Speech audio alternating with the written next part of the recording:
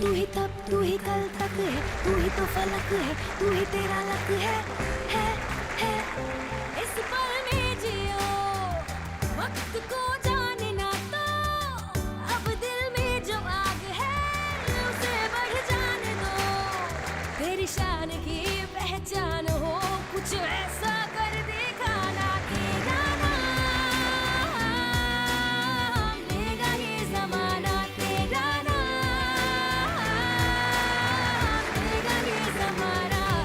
I would like to thank the entire faculty of IIM Rohtak. I'm happy to meet all of you as young students from different states of the country.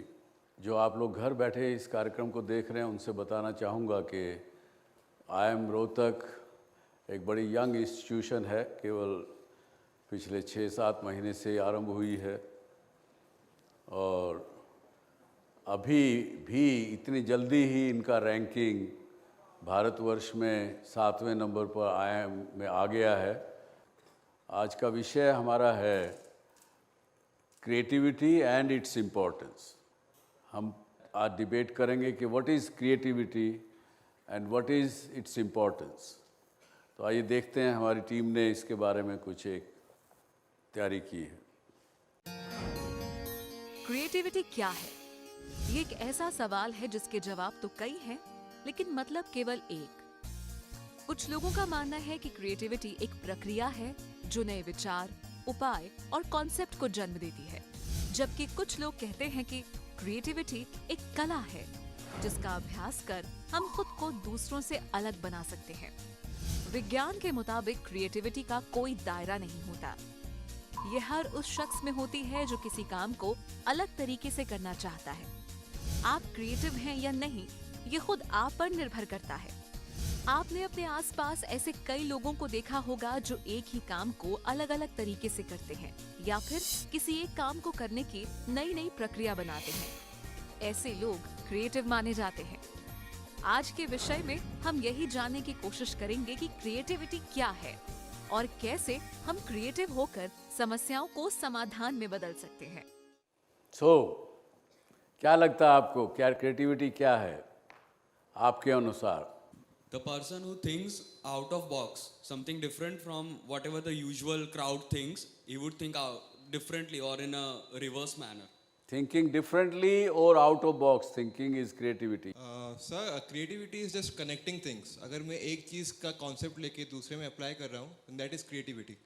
Creativity is not just seeing things differently, it is transferring them into a form which can be seen by others.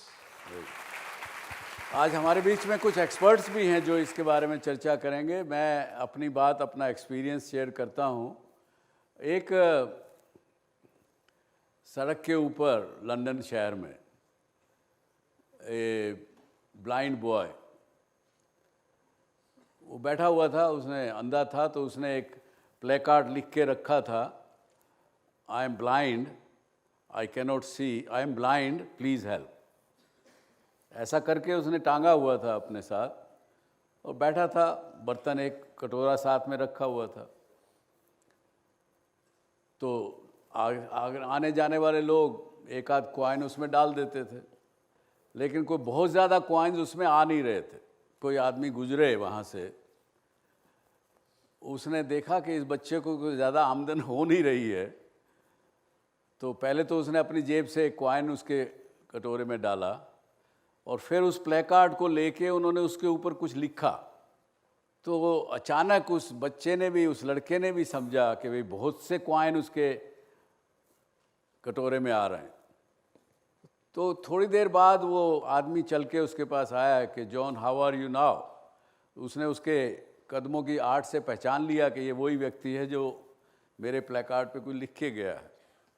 उसने कहा, sir, whatever whosoever you are, आपने कुछ भी लिखा मुझे नहीं पता, लेकिन उसके बाद मेरी आमदन बहुत हो गई है, पर प्लीज़ टेल मी आपने क्या लिखा। What would you write differently on this placard before I tell you? Anybody want to take a guess? It said it's a beautiful sunny day, but I cannot see it. I cannot see it.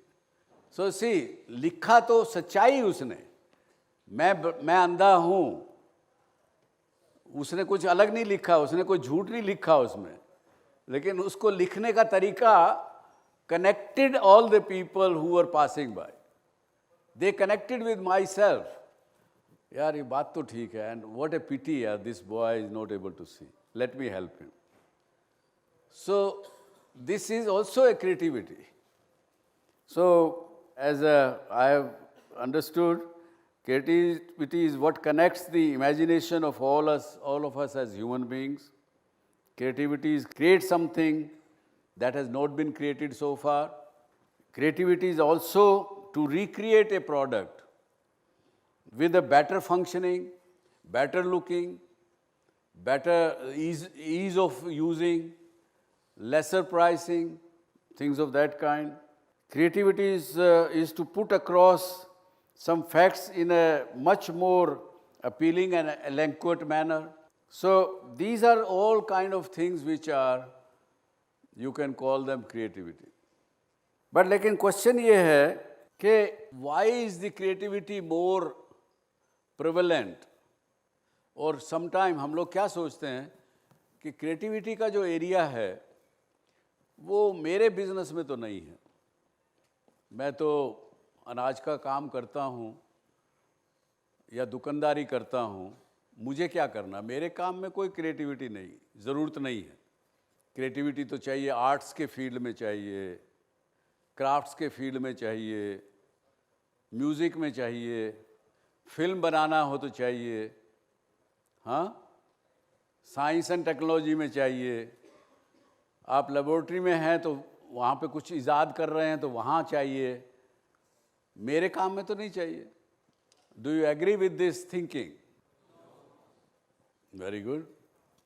सो लेकिन फिर भी हमको ये तो तय करना पड़ेगा कि वहाँ पे ऐसा क्यों है ज़्यादा, क्योंकि ये जो फील्ड्स हमने अभी नाम लिए और उसमें बहुत से फील्ड और जोड़े जा सकते हैं, इनके अंदर, क्योंकि अगर आपने सेम म्यूज़िक रिक्रिएट किया और उसका थोड़ा बहुत उसका 19-20 करके किया तो नहीं चलेगा। बहुत से उदाहरण हमने देखे हैं। एक एग्जाम्पल लीजिए, छोटी सी बात है, सारेगामापा एक जी टीवी ने शुरू किया था हमने 93-94 में। आज दुनिया भर के लोगों ने उसकी कॉपी किया, लेकिन उसके मुकाबले में कोई अभी तक नहीं कर पाया। फिल्में हैं, बहुत सी फिल्में बनती हैं, एक दूसरे के इंस्पिरेशन लेके उसको तोड़ मरोड़ के आजकल प्रोड्यूसर बना देते हैं, लेकिन वो फिल्में नहीं चलती। So originality and creativity is a must in these kind of fields. Without that आप उसको कामयाबी के रास्ते पे पहुंच ही नहीं सकते। इसलिए इन एरियाज़ में ज़्यादा ज़रूरी है, अदरवाइज क्रिएटिविटी तो हर चीज़ में चाहिए। Like somebody said, to solve a problem very differently. अब इसके बहुत से उदाहरण हमको देखने को मिल सकते हैं, किस तरह से प्रॉब्लम सॉल्विंग की जाए, क्योंकि हर प्रॉब्लम के मल्टीपल सॉल्यूशन मिलेंगे आपको। कोई भी ऐसी समस्या नहीं है जो आज आप भी फेस करते हो और आगे जाके ज़िंदगी में फेस करोगे, कोई ऐसी समस्या नहीं जिसके के मल्टीपल सॉल्यूशन ना हो। लेकिन जब समस्या हम हल करने लगते हैं तो आज के दिन हम क्या सोचते हैं? मोस्टली समस्या हल करने के लिए क्या सोचते हैं? We look at our past, पुराना कोई एक्सपीरियंस देखते हैं कि ऐसी समस्या कभी आई थी तो उसका हल कैसे किया गया था। क्यों ऐसे सोचेंगे? या किसी और का एक्सपीरियंस पुराना हुआ उसने कहीं लिखा हो, आपने कहीं पढ़ा हो, जो कि आप शायद पढ़ोगे भी अपने मैनेजमेंट बुक्स में, उसमें पता लगेगा कि so and so problem by so and so was solved in such a way that it has become a case history today. So उसको सोच के आप अपनी समस्या का हल ढूंढने लगोगे। तो जब एक आपने किसी ने कहा कि out of box thinking, out of box माने क्या? ये बड़ा बहुत बार यूज़ किया गया वर्ड है जिसको हम उसके मायने हम आज भूल चुके हैं। यूज़ ज़रूर करते हैं लेकिन भूल चुके हैं। तो क्रिएटिव कैसे हो गए आप अपनी समस्या को हल करने के लिए, ये प्रश्न है।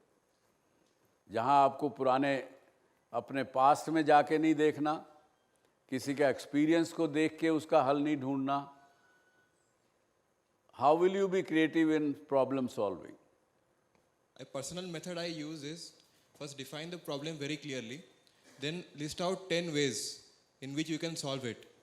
So after you find the 10 ways, think like how can you implement it. And when you do this research, you will come across different kind of ideas, more ideas. So what I do is I don't derive my solution from only one experience, but I collect all the experiences, either it is mine or someone else. By all the experiences, I mix some of them and I try to get a new solution for that problem. So first of all, the problem is the problem because I do not have a knowledge about it. Okay. So first I'll gain a knowledge, then see. That's very good answer, very good attitude. I was looking for this kind of answer. That problem is only problem if I take it as a problem. If I can solve it, where is the problem? Ultimately, जितनी बात हमने सुनी, उसमें भी एक चीज़ और निकल के आती है कि आपकी थिंकिंग क्या चल रही है उस समय में जब आप कुछ प्रॉब्लम को सॉल्व करने की कोशिश कर रहे हैं. That means you are thinking about that problem or that issue. If we don't take it as a problem, लेकिन issue तो है, उस issue को हल करना. लेकिन कुछ सोच जब आपकी चल रही है, उसके अंदर आप कहते हैं कि साहब एक तो मुझे practical solution चाहिए. A solution which is practical. और दूसरा मन में एक और भी बात आती है कि लॉजिकल भी होना चाहिए सोल्यूशन, और वो मुझे मेरा डिजायर्ड रिजल्ट ज़रूर अचीव करे. यही तो क्रिएटिव सॉल्यूशन है या और कुछ है? लेकिन कुछ लोग कहते हैं कि नहीं साहब, there is a third way, creative solution. मुझे नहीं पता सही मायने में क्या है चीज़, लेकिन मुझे जो समझ में आया कि a solution which is both practical as well as logical, which gives me the desired result, is a creative result, creative solution to my mind. वो कैसे होगा? वो मेरी समझ में दो चीज़ों से हो सकता है. क्या चीज़ें दो? कोई प्रयास करेगा आप में से? कैसे हो सकता है वो थिंकिंग, किस प्रकार से हो सकती है? सर दो तरीके ऐसे हैं कि the first one will be a structured thought process, and the second one will be the spark that you have inside of you. You can recreate it and put it in the product that you're creating or whatever. So उसको क्या कहेंगे? Intuition कहेंगे? Yes, that creative spark that you have inside of you. Okay, we will call it intuition. ये जो उसने young man ने कही ये बड़ी अच्छी है. आपकी intuition plays a bigger role in creativity. लेकिन इंट्यूशन अगर स्ट्रोंग होगी, मजबूत होगी, तो ही वो इंट्यूशन सही होगी. अगर वो ताकतवर नहीं है तो आप वेवर करोगे, और वेवर करने में आपको सोल्यूशन सही क्रिएटिव नहीं हो सकता. You cannot be creative thinker. और अपनी इंट्यूशन को मजबूत करने के लिए दो रास्ते केवल जो मैं जानता हूँ. एक रास्ता ये, अगर आपके पास जो समस्या है इस समय जिसके बारे में आप सोच रहे हैं, सॉल्यूशन ढूंढ रहे हैं, या कोई भी आप बिजनेस कहिए, कुछ भी कहिए, आप उसको करना चाह रहे हैं, कामयाब होना चाह रहे हैं, हाउ टू बिकम सक्सेसफुल, ये समस्या सोच रहे हैं. Think it, drink it, sleep with it, be with it all the time. Solution can come to you any time. It's not necessary that वो केवल जब आप डेस्क पे काम कर रहे हो बैठे हुए तभी आएगा सॉल्यूशन आपके पास. आप स्नान कर रहे हो तभी भी सॉल्यूशन आ सकता है, खाना खा रहे हो तब भी आ सकता है, पिक्चर देख रहे हो तब भी आ सकता है. आपके दिमाग में वो चीज़ रहनी चाहिए कि हाँ यार ये समस्या मुझे हल करना है, ढूंढना है. और दूसरा रास्ता which can come only through meditation and through spiritual activity. तो इसलिए इंसान एज ए ह्यूमन बीइंग, हमको अपने अंदर क्या हो रहा है वो हमें पता नहीं होता, हम बाहर सॉल्यूशन ढूंढते हैं. और जैसे बाहर सॉल्यूशन ढूंढते हैं तो वो डिसअपॉइंटमेंट होती है तो कन्फ्यूजन, और उसके साथ फिर tension and stress and everything. I want to ask that some solutions to a problem are time tested, while other solutions might not be time tested because they are something out of the box. Then there is a risk involved. So sir, is the risk worth taking? and how to overcome the fear of taking risk. Very good question. क्या नाम है आपका? Chetna. चेतना. चेतना ने बड़ा अच्छा प्रश्न किया कि टाइम टेस्टेड सॉल्यूशंस करेंगे तो कोई रिस्क नहीं है, अगर नए क्रिएटिव सॉल्यूशन ढूंढेंगे तो उसमें रिस्क है. Is it worth taking that risk? तो आप में से कौन इसका जवाब देना चाहेगा? So it is surely worth taking the risk in life, because अगर आप रिस्क नहीं लोगे वही बोरिंग लाइफ चलती रहेगी और लास्ट में अराउंड 40s 50s आपको एक रिग्रेट हमेशा रहेगा कि काश मैंने एक जस्ट ट्राई मार लिया होता तो आज मेरी लाइफ ऐसी नहीं होती. हाँ, आप अगर फेल हो गए रिस्क लेके तो कोई नहीं, ठीक है मैंने ट्राई किया था, बट अगर रिस्क लिया ही नहीं, कभी लाइफ में कुछ किया ही नहीं, तो बाद में जो रिग्रेट होगा वो बहुत सर हैवी हो जाएगा माइंड पे, और आपकी आगे की 20-30 साल की जो बुढ़ापे की लाइफ होगी उस पर थोड़े फर्क पड़ सकता है. अच्छा, वो आपको हमेशा फॉलो करेगी. यस. मुझे लगता है कि sir if you don't take risk then you might be missing out on some particular solutions, because अगर आप रिस्क ले रहे हो तो that is also another way of looking at it, and it might lead you to something different from what you had set out to achieve. Because मतलब the path, the risk is, I am looking at risk as basically taking a different path, and this path might help me in acquiring some more knowledge about this thing, even though I might not be able to solve it at the end through this risk, but I might be gaining something more out of that. कुछ ना कुछ और ज्ञान मिलेगा कहीं ना कहीं, अगर गिर पिड़ के भी सीखोगे कुछ ना कुछ, ये आप कहना चाह रहे हैं? Yes sir, yes sir. मेरा जवाब सुनिए आप. अब अगर उससे सहमत हो तो बताइएगा, नहीं हो तो भी बताइएगा. मेरा ये मानना है कि जब आप डर रहे हो रिस्क लेने के लिए, डर क्यों होता है? डर आपको आता है जब फिर आपका दिमाग पास्ट में चला जाए या फ्यूचर में चला जाए. अगर कई बार क्या होता है कि आपने डिसीजन लेना है, कुछ क्रिएटिव एक्शन लेना है आपने, तो आपका दिमाग चल नहीं यार, अगर पीछे मैंने ये ऐसा किया था, कोशिश किया था, मैं फेल हो गई थी, उसका मुझे दंड भुगतना पड़ा था.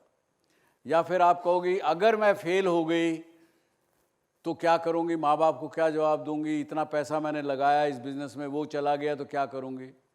वो फ्यूचर में दिमाग चला गया. इसलिए मैंने कहा ना, future creates anxiety and past creates regrets. ये डिफरेंस है दोनों में. तो आपका दिमाग फ्यूचर में चला गया, इसलिए आपको डर लगा. जहाँ डर लगा आपका कॉन्फिडेंस खत्म हो गया. तो मेरा ये कहना, दो ही सवाल इसके सॉल्यूशन है. एक तो अपने माइंड को प्रेजेंट में रखिए, उसको आगे पीछे दौड़ने मत दीजिए. और दूसरा, जो आपको डर लग रहा है कि फेल हो गई, तो फेलियर तो तभी है जब आप एक्सेप्ट कर ले. जब तक आप एक्सेप्ट ही नहीं करोगे फेलियर कहाँ है. तो ये माइंडसेट बनाना पड़ेगा. मैं आज आपको एक बहुत ही अकम्पलिश्ड गेस्ट से मिलाना चाह रहा हूँ, doctor Vandana Narang. She is the campus director of NIFT, National Institute of Fashion Designing. She joined the institute in 1995, and there are so many achievements she has got. Her own research and publications are in the field of pattern making and has written several books on various activities of fashion designing, which means the master of creativity. Welcome, Dr. Vandana Narang. कुछ आप पहले बताएंगी बच्चों को. आज हम creativity की जो डिस्कशन अभी तक सुन रही थी आप, बहुत इंटरेस्टिंग डिस्कशन था और बहुत वेरिड व्यू पॉइंट्स थे, और अगर सबको मिला के रखा जाए तो we do come very close to out of box, because there is not one single viewpoint which can be creative. It is basically to think differently, as Dr. Subhash Chandra said, to think differently, come up with a practical and a logical solution. And we should never be afraid to take risks, because if we don't take risks, we will not live. We are not living. Then we are just surviving. I think we all want to live and not survive. Very different, very big subtle difference, living and surviving, there are two, maybe Angrezi के मायने same हो सकते हैं, हाँ, living and existence में क्या फ़र्क है? अंग्रेजी का अगर हिंदी में अनुवाद करेंगे तो मुझे नहीं लगता कोई फ़र्क निकलेगा, लेकिन रियल में बहुत मायने फ़र्क है जी। And I would just like to add one little thing to his thinking, that we should not be a football to other people's opinion. We are scared of failure because we think what others will think about it. Don't think what others will think about it. Be very sure of what you think you want in life. Very good. तो madam ये बताइए कि आप कोई incidence बता सकेंगी मेरे खासकर दर्शकों को, आपका कोई क्रिएटिव एक्सपीरियंस रहा हो, कुछ फील किया हो, जो आपने अपनी पीठ थपथपाई हो कि वाह मैंने बड़ा, वंदना बड़ा अच्छा काम किया? मैं पिछले 32 साल से पढ़ा रही हूँ और मैंने फैशन डिज़ाइन इसलिए किया था क्योंकि मैं पढ़ाना नहीं चाहती थी। मैंने अपनी ग्रेजुएशन मैथ्स और इकोनॉमिक्स में की और मैं आगे कंप्यूटर्स में जाना चाह रही थी, लेकिन घर में किसी एक बड़े ने कहा मेरी माँ से कि इसको बीएड करा दो। मैंने कहा पढ़ाना कभी ज़िंदगी में नहीं करूँगी। तो मैंने अपने फादर को बोला मुझे फ़ैशन डिज़ाइन करने दो, और मैं उस ज़माने की बात कर रही हूँ जब शायद निफ्ट भी नहीं था। 1984 में मैंने फ़ैशन डिज़ाइन में डिप्लोमा किया और ज़िद में अड़ के पढ़ाना शुरू कर दिया। खैर पढ़ाते पढ़ाते हम लोग के यहाँ जो सब्जेक्ट मैं पढ़ाती हूँ पैटर्न मेकिंग है, जिससे कपड़े कैसे फिट आते हैं, कैसे कटते हैं। बहुत बोरिंग सब्जेक्ट लगता है लोगों को। और विदाउट वेस्टेज के, ये स्पेशलिटी है उनकी कि उसमें वेस्टेज नहीं होना चाहिए। मैंने जब पढ़ाना शुरू किया तो ये एक फील्ड ऐसा है जो ज़्यादातर हमारे यहाँ पे पुरुष करते हैं, और जब भी पढ़ाने की बात आती थी और एक महिला पढ़ा रही हो तो बहुत मुड़ के कहा जाता था ओह इसको क्या आता होगा। लेकिन मैंने कभी उससे अपने आप को हार नहीं मानी। खैर मैं पढ़ा रही थी और मैं रेगुलर निफ्ट के स्टूडेंट्स को नहीं पढ़ा रही थी, इवनिंग के स्टूडेंट्स को पढ़ा रही थी, और जो मैं पढ़ा रही थी उन्हें समझ नहीं आ रहा था।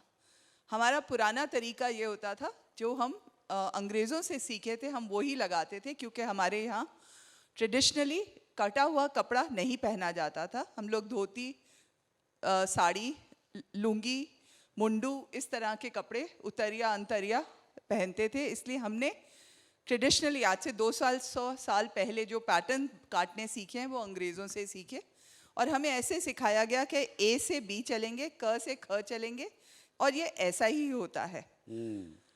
पढ़ाते पढ़ाते उस क्लास में मैंने रियलाइज़ किया कि जो मैं पढ़ा रही हूँ इन बच्चों से मुझे रिज़ल्ट वो नहीं मिल रहा जो मिलना चाहिए। उस दिन पढ़ाते पढ़ाते मैंने अपने दिमाग से एक पैटर्न बनाना शुरू किया, और उसी क्लास में उनको, वो 30 जने थे, तो मेरे पास वो रिसर्च के जैसे सैम्पल बनाने के लिए वो तैयार थे, तो उन सब से मैंने वो बनवाया और वो 100% परफेक्ट फिट आया एक ड्रेस फॉर्म पे।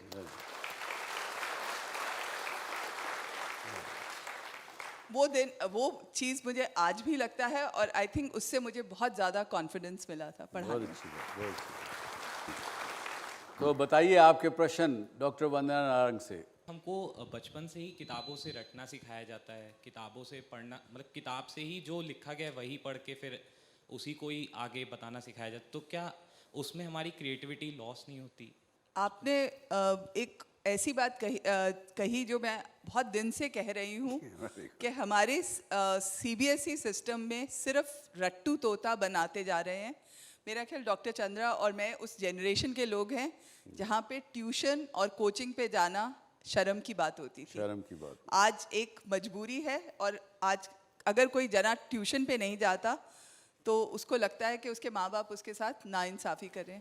जी बिल्कुल सही, हमारी एजुकेशन सिस्टम को बदलना है। हमारी क्रिएटिविटी, हमारी थिंकिंग पावर हमारी एजुकेशन सिस्टम में ख़त्म होती जा रही है। रोट लर्निंग से क्रिएटिविटी बहुत मुश्किल हो जाती है। उसका एक सिंपल सॉल्यूशन है जो आप शायद चाहें तो कर सकते हैं। आप सबको अगर 4 चीज़ें घर में मिलें और आपको बोला जाए इससे कुछ खाने को बनाओ, आलू, आटा, चीनी, नमक, शायद आप घी या तेल जो भी आप चाहें, और आप मानेंगे मैंने एक क्लास में ये पूछा तो तकरीबन 80% लोगों ने कहा आलू का परांठा। शायद 2 या 3 थे जिन्होंने अलग डिश सोची। सिर्फ इसी से शुरू करके देखिए, क्रिएटिविटी हर चीज़ में आ जाती है। Very good, very good. लेकिन डॉक्टर नारंग, मैं एक फिर भी कहना चाहूँगा कि जो बच्चे का या बच्ची का जो बचपन से अंदर से जो टैलेंट रहता है, जो विच दे आर बोर्न विद, वो कहीं ना कहीं फिर भी उनकी क्रिएटिविटी को मरने नहीं देता। लेकिन उसको पहचानने की आवश्यकता ज़रूर है। टीचर को, पेरेंट्स को, किसी न किसी को पहचान के उसको एनकरेजमेंट देने की आवश्यकता है। और जैसे सर ने कहा, क्रिएटिविटी मरती नहीं है, इसलिए हमारा जो एंट्रेंस एग्ज़ाम है उसको हम क्रिएटिव एबिलिटी टेस्ट कहते हैं, जिसके अंदर स्टूडेंट को कुछ क्वेश्चंस दिए जाते हैं एंड वी जज देम। उनको इस बात पे देखते हैं कि कैसे अपने से डिफरेंटली सोच रहे हैं। एक बार का सवाल मैं आपसे शेयर कर रही हूँ। एक बार हमने पूछा था, through tooth brushes please depict engineer, doctor, cook and something else. 5 tooth brushes से एक स्टूडेंट को दिखाना था कि ये इंजीनियर का टूथब्रश है, ये डॉक्टर का टूथब्रश है। इस तरह से हम सवाल ज़रूर करते हैं। जी, वेरी गुड। डॉक्टर नारंग, बहुत बहुत धन्यवाद, आप मेरे शो पे आए और इसको शो की शोभा बढ़ाई। Thank you very much and all the very best. Thank you. अब हमारे पास एक ऐसी महिला हैं जिनको हम एक चेंज मेकर के रूप में कहते हैं। अब मैं मिलाता हूँ आपको मिसेस सुमन सोंथलिया जी से। शी इज़ फाउंडर ऑफ आकृति आर्ट क्रिएशंस, और अभी उनसे ही जानेंगे कि किस प्रकार से उन्होंने अपने लाइफ के हालात में, जब इनकी शादी हो गई, शायद मुझे लगता है कलकत्ता में हुई होगी, वहाँ से इनको जब किसी कारण से दिल्ली आना पड़ा तो इन्होंने देखा कि क्या किया जाए, और इन्होंने फिर ये आकृति आर्ट क्रिएशन की शुरुआत की, ये सोच के कि महिलाओं को हेल्प करना चाहिए ताकि वो औरों के ऊपर डिपेंडेंट ना रहे। और ये 1998 में इन्होंने शुरू किया। तो let us welcome Suman ji Sonthalia on this show. Suman ji, मैं आपसे कुछ प्रश्न पूछूं उससे पहले लेट अस सी, आपके बारे में हमारे लोगों ने कुछ एक पैकेट तैयार किया है। मंजिल तक पहुंचने के लिए जरूरी है सफलता का सही रास्ता चुनना। हमारे देश में रूढ़िवादी सोच के कारण कई महिलाएं सपने देखना छोड़ देती हैं और जीवन में आगे नहीं बढ़ पाती हैं। सुमन सोंथालिया इन महिलाओं का दर्द समझती है। कोलकाता के एक मारवाड़ी परिवार में जन्मी सुमन के लिए भी अपने सपने पूरे करना मुश्किल था, लेकिन आपने कभी हार नहीं मानी और लगातार प्रयास करती रही। शादी के बंधन में बंधने के बाद आपकी जिंदगी पूरी तरह से बदल गई। बीइंग एज ए पेरेंट्स, क्यों हर समय अगर बच्चों ने कुछ मांगा है तो मुझे उसके पापा से मांग के देना पड़े? मैं भी तो मदर हूँ, तो ऐसा कुछ क्यों ना करूँ कि मैं खुद अर्न करूँ, और जब बच्चे मेरे से मांगे तो मुझे उसके पापा से पूछने की या परमिशन लेने की या मांग के देने की जरूरत नहीं हो, मैं इमीडिएट इनको दे सकूँ। परिवार की ओर से प्रोत्साहित किए जाने के बाद आपने आकृति आर्ट क्रिएशंस की नींव रखी और हस्तशिल्प व्यवसाय में नाम कमाने के लिए दिन रात मेहनत करने लगी। व्यवसाय के साथ आपने महिलाओं को आत्मनिर्भर बनाने के लिए एक पहल की। आपने ऐसे घरों की तलाश की जहां महिलाएं अपने पति या परिवार के अन्य सदस्यों पर आर्थिक रूप से निर्भर हैं। हमारे समाज में जहाँ छोटी छोटी ज़रूरतों के लिए भी लोगों को बहुत स्ट्रगल करनी पड़ती है और तब भी मिलता नहीं है मनचाहा, तो मैंने कहा अब उन महिलाओं को भी हम सेल्फ डिपेंड बनाएं जिनके पास में कुछ हुनर नहीं है, या है भी तो वो उनके पास में कोई माध्यम नहीं है जिससे वो ये जान पाए कि हम क्या करें। सफल एंटरप्रेन्योर बनने के साथ साथ आपने समाज सुधारक के रूप में भी अपनी एक छवि बनाई, जिसके लिए आपको राज्य और राष्ट्रीय स्तर पर सम्मानित किया गया। आपने साबित कर दिखाया है कि जहां चाह होती है वहां राह होती है। तो सुमन जी, ये बताइए कि आपने अभी तक 2 से 2,500 महिलाओं को ट्रेन किया और ट्रेनिंग करते करते साथ साथ उनको पैसा भी देती रही, उनको देती थी। 170 रुपये रोज के हम उनको देते हैं ट्रेनिंग के दौरान। ट्रेनिंग के दौरान भी देते हैं। हाँ, ताकि वो आराम से आ सके, उनके ट्रांसपोर्टेशन जो होती है उनके लिए आना आसान हो, और जो डेली की उनकी ज़रूरत है 100 रुपये वो भी उनको मिले, तो ये ताकि वो काम सीख सके। बड़ी यूनिक सी चीज़ है कि आप ट्रेनिंग भी दे रही हैं उनको और साथ में उनको कुछ ना कुछ पैसा भी दे रही हैं। तो और अभी आपके पास 250 महिलाएं रेगुलर काम कर रही हैं। बिल्कुल। बताएंगी मुझे कितना पैसा कमाती हैं? मैं ये काम कभी भी पैसे कमाने के लिए नहीं किया। अच्छा, वेरी गुड। मेरी हमेशा से सोच रही है। देखिए, मैंने ये प्रश्न जानबूझ के पूछा उनसे ताकि ये हम सब के सामने और हमारे दर्शक जो सामने बैठे हैं उनके सामने भी आए कि मिसिस सोंथलिया ये काम, हालांकि ये फाउंडेशन बड़ी कामयाब रूप से चल रही है, लेकिन फिर भी पैसे के लिए नहीं करती है। तो ये सोच कब आई और इसमें आपको समस्याएं क्या क्या आई आपके जब सामने? शुरुआत में जब मैंने इस काम को शुरुआत की थी तो मेरे पास में बहुत सारी समस्या थी, और बेसिकली मेरे पास में किसी भी इंस्टीट्यूट का कोई प्रोफेशनल ट्रेनिंग भी नहीं थी। मेरे पास सिर्फ मेरी अपनी एक क्रिएटिविटी थी, उस क्रिएटिविटी को लेके मैंने अपने काम की शुरुआत की थी। तो अभी कुछ समय पहले आप लोगों की एक डिबेट चल रही थी कि भाई सफलता का डर है, हम फेलियर नहीं हो जाए। मेरे पास तो कोई सफलता थी नहीं, तो मुझे फेलियर का भी डर नहीं था। तो मैं बिना डरे कुछ भी कर रही थी, क्योंकि मेरे पास खोने के लिए कुछ था नहीं और न बताने के लिए था कि मैं क्या कर सकती हूँ। तो मैं चुपचाप अपना काम करती जा रही थी और ये सोच के करती जा रही थी। और कभी मैंने हमेशा रियलाइज़ किया कि जो भी मैंने सोचा वो हो गया। कैसे हो गया मुझे नहीं पता, लेकिन आज मुझे लगता है कि जो मेरी सोच थी वही मुझे ये सब करवा पाई है। इसलिए आप सफलता असफलता को छोड़ के सिर्फ काम करो। Very good, very good. आप क्या प्रश्न पूछना चाहेंगे सुमन जी से? मेरा प्रश्न आप दोनों से है। सर, आपके लिए एंड मैम आपके लिए भी, आप दोनों एंटरप्रेन्योर्स हो, but the way has not been that easy.